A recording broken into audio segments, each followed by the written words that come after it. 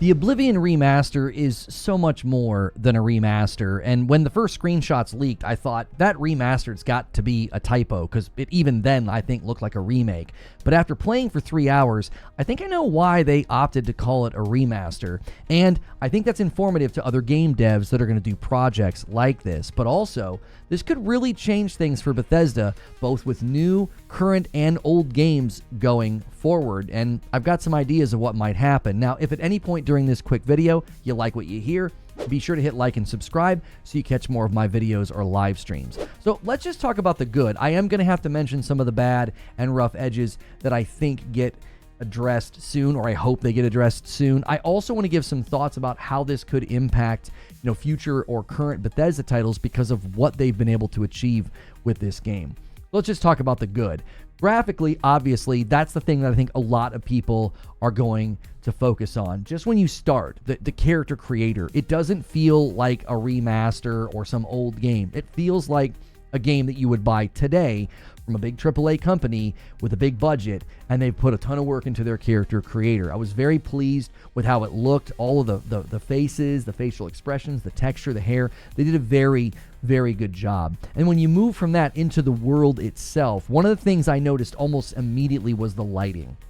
The way the lighting plays with the walls and the ground and your armor and your character, it really does, I think, elevate how this game looks, and that is very much paired well with textures. Whether it's the metal on your character, if you're playing third person like me, I know some people don't like that. First person looks great, but the way the lighting plays on your armor, or if you are playing first person, your weapon, the walls, some of the areas where it was almost like lava and in very old stones and things like that, it all looks exceptional with the way those two things come together. And this really helps the environments. That is one thing that I was very struck by when I did the Oblivion Gate. This, I think, is sort of the crown jewel of the first couple hours of playing that really shows off how this is so much more than a remaster. That environment alone, to me, really sold me on this looks like a remake. It does not look like a remaster. And then when you start looking at the weapons and the armor, you're changing your gear and you're changing your outfit and your armor. If you're playing in first person, man, some of those weapons look incredible just holding them and looking at them. But then when you play third person like me, I think it looks nice. It's nice to see your shield. It's nice to see your armor, playing with the lighting. I really, really appreciated that.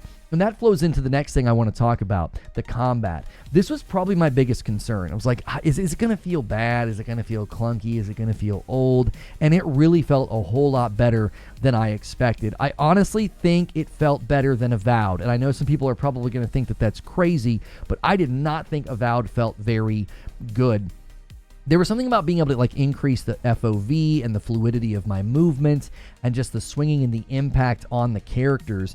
I really felt like the movement only looked a little loose or funny when I was in third person, which that's probably not going to hurt most of you because a lot of you will stay in first person. My live chat made that very clear when I was playing the game. I've just never been a huge fan of the first person combat. I really think it does, though, show off some of the work of the weaponry. So even if you do play in third, every once in a while switch it to first person and just admire the work that's gone into the intricacy of the weapon designs. And when you're doing combat, whether first or third, the impact on the enemies, I do think, help give this game a more modern feel. Just their movement, the blood, it doesn't feel like that stiff, non-responsive NPC in older games where sometimes they might just sort of get knocked back or move in a direction. Their actual character movements, I think, really adds to the feel of the combat. And another thing that's really good about this, which a lot of you are going to say, duh, but the voice acting and the music, okay? Listen, my first experience with Elder Scrolls was Skyrim, and it changed my entire outlook on what a video game could be. It blew me away. But long-standing fans of Elder Scrolls were like, bro, you didn't play Morrowind, you didn't play Oblivion, you didn't play like the real good ones, right? These things have aged incredibly well.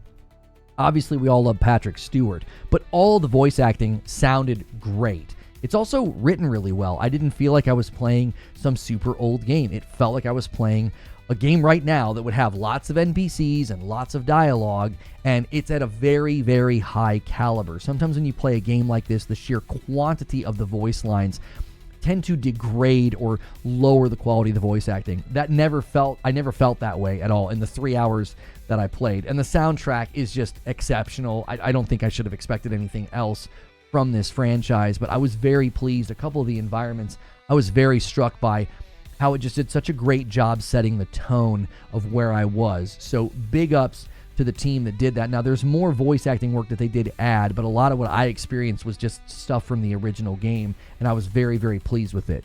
I also thought the UI updates were very good. This helped give the game a more modern feel. Now, some long-standing fans were saying that it removes some of the charm. I get that. I get why somebody might think that. I thought they did a really great job with this. It really is great work.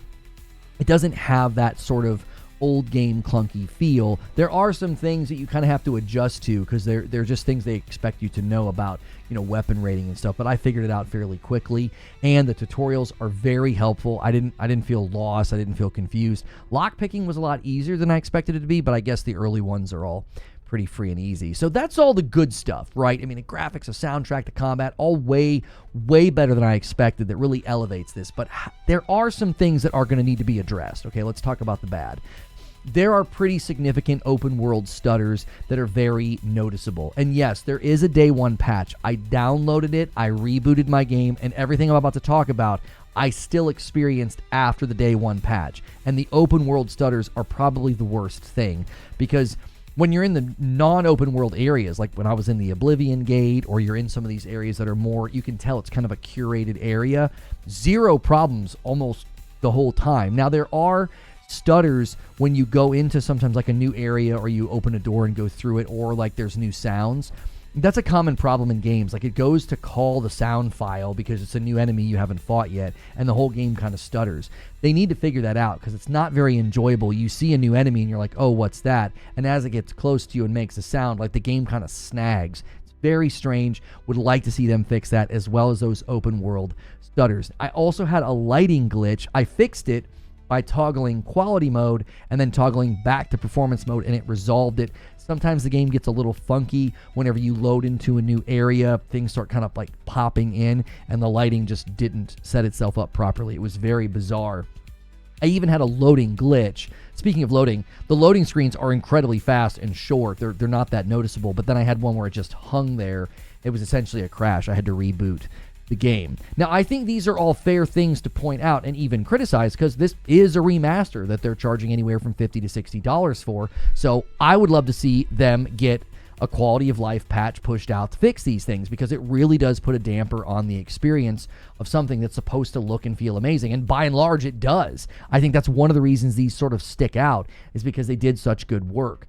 And all of these issues, I think, could be patched and fixed, because overall, it's clear. This is more than a remaster, and I think the reason they decided to go with a remaster is they would rather have me saying that. They'd rather have the public saying that. It's far better to over-deliver on a remaster than be accused of under-delivering on a remake. Especially because remakes and remasters can kind of create stigma and frustration with people, especially in the Elder Scrolls environment. People can say, well, how many times are you going to do that? But this is a triumph in my book. I don't think anybody's going to accuse this of being some like chintzy slapped together cash grab. It's very, very good work, and with some tender love and care, this thing would probably deserve high marks in my book with a high recommendation. As long as you're okay with the combat and things feeling a teeny bit dated. Other than that, I thought it felt wonderful. But here's the thing. I really wonder what this means for games like Starfield and Elder Scrolls 6, because the fidelity of this remaster, for me, it really elevates what's possible for games like this. For the genre, and like you got all these NPCs and these huge spaces, for this game to look like this, if they can smooth out some of those rough edges, I say that this remaster is a huge step forward, and it really could impact future, even current and past Bethesda games. We might see them get some of this treatment, but those are just my thoughts. I'd love to hear yours. Be sure to leave a comment below. And as always, remember to hit like, share, and subscribe so I can see you in the next video.